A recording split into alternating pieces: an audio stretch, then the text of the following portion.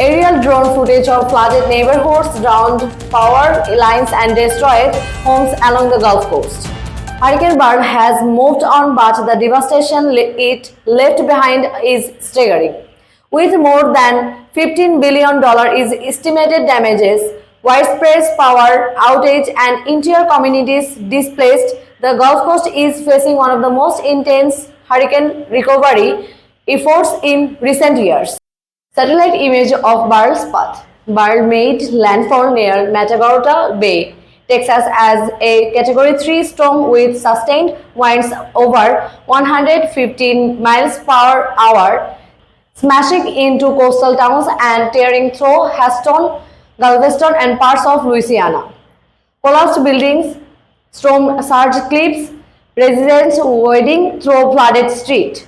Local residents speaking to camera. I have lived here my whole life. I have never seen anything hit this land this fast. One of the biggest crises, the power grid. More than 24 million customers in Texas and Louisiana lost electricity as strong winds knocked down transmission lines and flooded substations. Short of energy and center point control centers blacked out neighborhoods. Many residents went days without power and running water in sweltering summer heat, raising public health concerns, especially for the elderly and medically vulnerable. FEMA tracks National Guard convoys, emergency shelters. Federal and state agencies are now scrambling to respond. FEMA has deployed more than 8,000 personnel and President Biden has approved major disaster declarations for the hardest hit countries.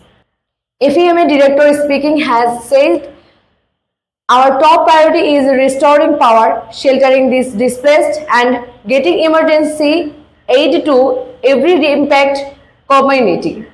Rebuilding will take months, if not years. Dozens of schools are damaged or closed. Refineries or ports along the Gulf were temporarily shut down, and thousands of homes are now uninhabitable, many without food insurance. Insurance claim office, long lines are FEMA officials. Economy losses are already estimated at $15 to $17 billion, with some analysts warning it could climb higher once long-term infrastructure repairs are factored in.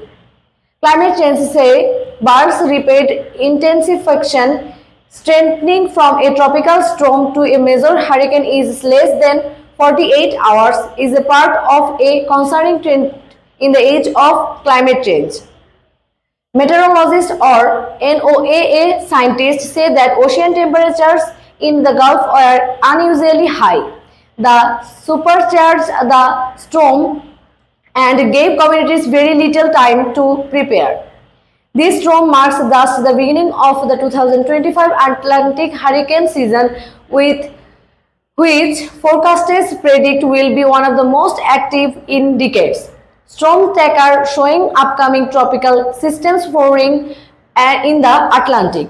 Communities along the coast are now racing to harden infrastructure, improve drainage, and prepare for the future storms, even as they struggle to recover from this one. Volunteers distributing supplies, neighbors cleaning debris, kids in shelter. In the wake of Hurricane Beryl, the Gulf Coast is showing resilience but also surrounding the alarm. Recovery is underway, but the road ahead will be long. Were we impacted by Hurricane Beryl? Share your story below and subscribe for more disaster response updates. Stay safe and stay informed.